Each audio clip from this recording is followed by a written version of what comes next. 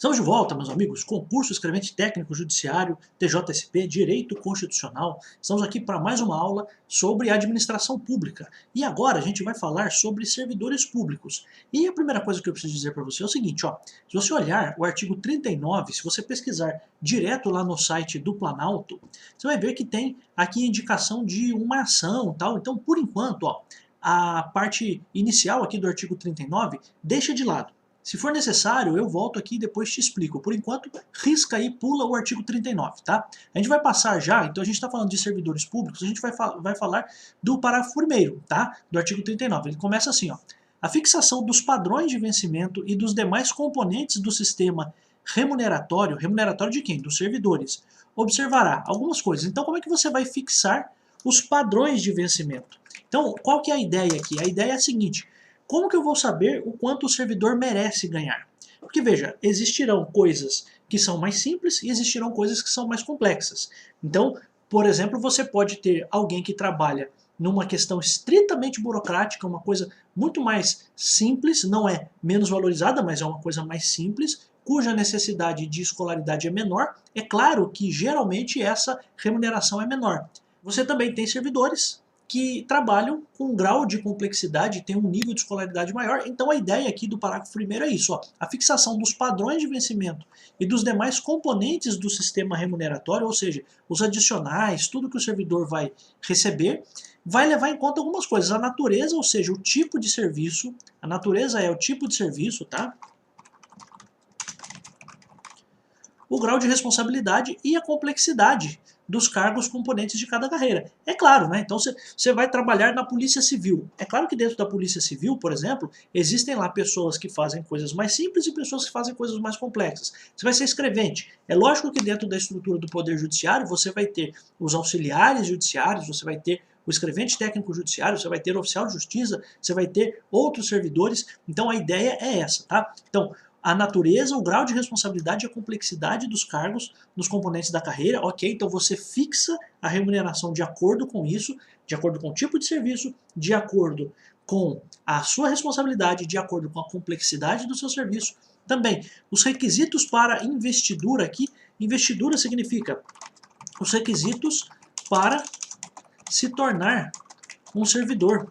Tá? Se, por exemplo, você precisa do ensino fundamental, a sua remuneração vai ser uma. Se você precisa de nível médio, vai ser outra. Se precisa de ensino superior, vai ser outra. E assim por diante. E também vai levar em consideração as peculiaridades dos cargos. Então aqui, parágrafo primeiro, autoexplicativo. Tá bem tranquilinho para você entender. Não se costuma fazer muita pergunta com relação a isso. Então, pontos importantes aqui. Primeiro, para você fixar isso, você tem que realmente levar em conta esse grau de complexidade. Então, os requisitos são esses aqui, tá? Então, os pontos a serem observados para você estabelecer quanto alguém deve ganhar devem ser esses aqui. Tipo de serviço, né? A natureza do serviço, qual é a sua responsabilidade, qual é a complexidade do seu cargo, quais são os requisitos para você entrar, então os requisitos para você se tornar um servidor. Então, por exemplo, tem carreiras que você precisa do ensino fundamental, algumas de ensino médio, algumas de ensino superior, legal. Além disso, as peculiaridades dos cargos, tá? Então essa é uma questão importante, tá? Parágrafo segundo, ó, também tranquilinho, ó. A União, os estados, o Distrito Federal manterão escolas, então aqui não tem municípios, hein? Presta atenção, União, estados e Distrito Federal manterão escolas de governo para a formação e aperfeiçoamento dos servidores públicos, constituindo-se a participação um dos requisitos. Então, a participação nesses cursos, então a participação dos cursos, um dos requisitos para a promoção na carreira. Então, pontos importantes aqui. A União, Estados e Distrito Federal terão uma escolinha, uma escolinha para você como servidor estar lá fazendo, para que você, se quiser ser promovido na carreira, você precisa ter passado por essa escolinha, tá? Então, a União, Estado e Distrito Federal manterão escolas de governo, aqui tem indicação, né, escolas de governo, para a formação e aperfeiçoamento dos servidores públicos, constituindo-se participar desses cursos um dos requisitos. Então, não é o único requisito, mas é um dos requisitos para a promoção na carreira. Então isso é importante porque isso já foi perguntado em concurso. Constitui-se a participação nos cursos o único requisito para ser promovido na carreira? Não. É um dos requisitos, tá? Além disso, é possível, é facultada para isso a celebração de convênios ou contratos entre os entes federados. O que é o ente federado, né? O ente federado são os entes públicos, tá? Significa, por exemplo, que você pode ter dentro da administração do Estado de São Paulo um convênio com a Receita Federal para o aperfeiçoamento de alguma questão. Você pode ter, por exemplo, o Tribunal de Contas fazendo algum tipo de parceria com a União, ou com os estados, ou com o Distrito Federal, e assim por diante. Então você pode ter essa interligação entre os entes públicos para quê? Para você melhorar. Tudo isso aqui é princípio da eficiência, ó, formação e aperfeiçoamento dos servidores. Isso tem a ver com o princípio da eficiência.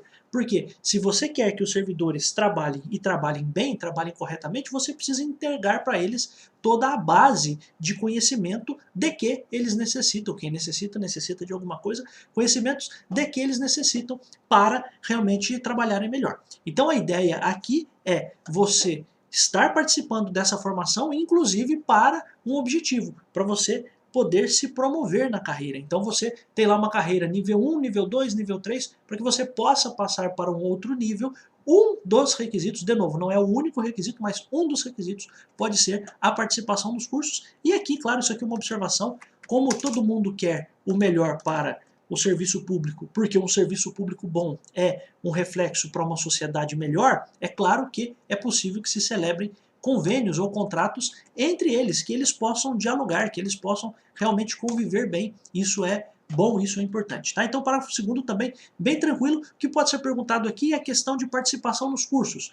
Participação nos cursos, ó, uma questão, é um requisito, é o único requisito essencial para a promoção na carreira? Não. É um dos requisitos essenciais? Sim, é um dos requisitos essenciais, mas não é o único requisito essencial, tá? Para você ser promovido na carreira. Então, parágrafo 2º, bem interessante, o que pode ser perguntado é a indicação dos requisitos, né? Se são requisitos, se o requisito é único ou se é um dos requisitos. Então, essa é uma questão que pode ser perguntada numa prova, tá? Então, parágrafo 2º, tranquilo também, autoexplicativo, e o destaque aqui é para a expressão um dos requisitos para a promoção, tá? Parágrafo 3º, ó. Aplica-se aos servidores ocupantes de cargo público o disposto no artigo 7º, tem aqui vários incisos, podendo a lei estabelecer requisitos diferenciados de admissão quando a natureza do cargo o exigir. A gente já vai ver quais são esses incisos aqui. Mas a primeira coisa, aplica-se aos servidores ocupantes de cargo público essas disposições aqui. Mas vamos apenas ver o final aqui do parágrafo para depois a gente ir para esses incisos aqui, ó. Podendo a lei estabelecer, então a lei pode estabelecer requisitos diferenciados de admissão. Pode a lei estabelecer requisitos diferenciados de admissão quando a natureza do cargo o exigir. Então, por exemplo, isso se justificaria quando você, por exemplo, tem alguns concursos em que você tem uma prova física. Então, geralmente, a prova para as forças policiais, você tem uma prova, uma avaliação física. Você pode ter, por exemplo, uma investigação social. Você pode ter, por exemplo, uma prova prática. Então, é claro que a lei pode estabelecer requisitos diferenciados. Ora, por que para ser escrevente você precisa ter uma prova de digitação e para ser oficial de justiça, em geral, você não precisa ter uma prova de digitação? Porque os requisitos para você ser um escrevente são um, os requisitos para você ser oficial de justiça são outros. Então essa é a ideia, então de fato é possível sim que existam requisitos diferenciados para que você entre num cargo ou em outro. Não há nenhum tipo de desigualdade, não há nenhum tipo de injustiça nisso, tá bom? Então essa é a ideia. Agora nós vamos para aquilo que está aqui, ó, nos incisos do artigo 7º. Você sabe, ou já deve ter ouvido falar, que o inciso 7º fala dos direitos sociais. Direitos sociais esses de todos os trabalhadores. Qual é a ideia aqui? Nós estamos falando, só para a gente voltar, estamos falando dos direitos dos servidores públicos. E agora o que a Constituição está fazendo é dizendo para você o seguinte, olha, alguns direitos trabalhistas que são dados a todos os trabalhadores também são dados aos servidores públicos. Essa é a ideia, tá bom? Então é isso que nós vamos falar agora, ó. O artigo 7º diz assim, são direitos, vou até aumentar aqui, você se lembra como é que aumenta com o atalho do teclado? Você aperta o CTRL e o sinalzinho de colchetes, você consegue aumentar, tá? Então, também uma dica de informática, não sei se isso pergunta no concurso, né? Mas isso para a vida é importante, né? Ó, Artigo 7º. São direitos dos trabalhadores urbanos e rurais, além de outros. Então aqui está falando dos direitos dos trabalhadores urbanos e rurais. Veja que isso aqui do artigo 7º não tem nada a ver com o servidor público. Não foi feito para o servidor público. Mas o que a Constituição diz? Que alguns direitos que estão lá no artigo 7º também serão colocados para os servidores públicos. Então olha só, inciso 4º diz salário mínimo fixado em lei, nacionalmente unificado, ou seja, um salário mínimo nacional, né, capaz de atender às suas necessidades vitais básicas e a de sua família, com moradia, alimentação, educação, saúde, lazer, vestuário, higiene, transporte, previdência social, com reajustes periódicos, isso é importante, salário mínimo com reajustes periódicos, que lhe preservem o poder aquisitivo, sendo vedada sua vinculação para qualquer fim.